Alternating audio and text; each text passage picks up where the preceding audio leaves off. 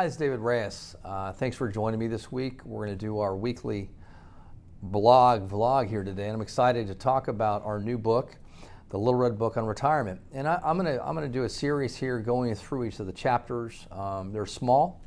Really proud of the book. Just came out a couple months ago.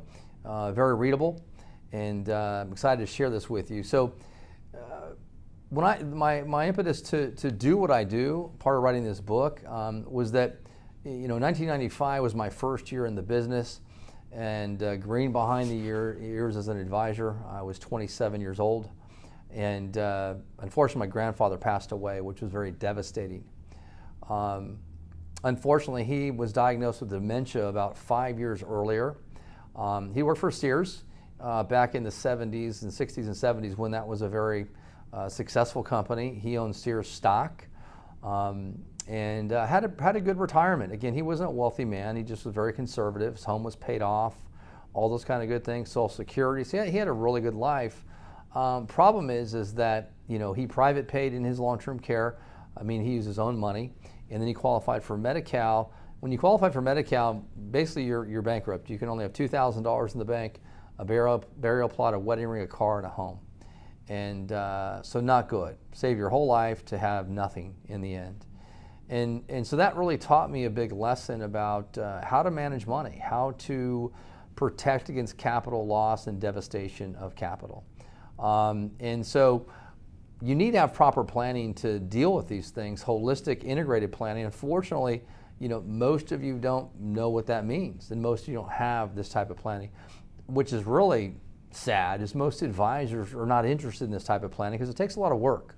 Most advisory firms, I'm not picking on them, it's just what they do.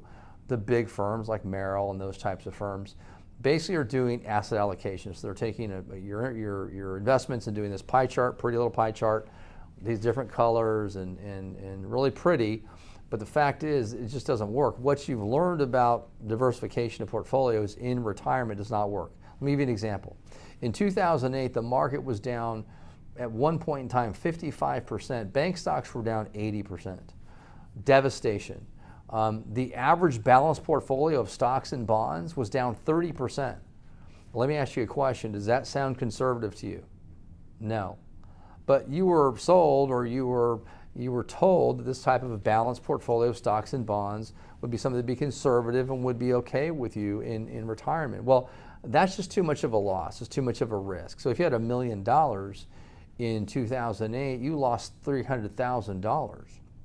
Now, our firm we're not going to have that kind of drawdown in our type of portfolios.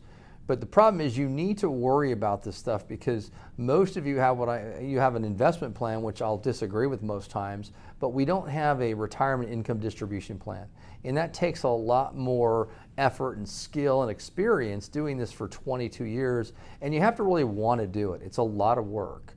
But in order to have the proper retirement planning, you need to have this type of comprehensive integrated planning, such as a retirement income distribution plan. Okay?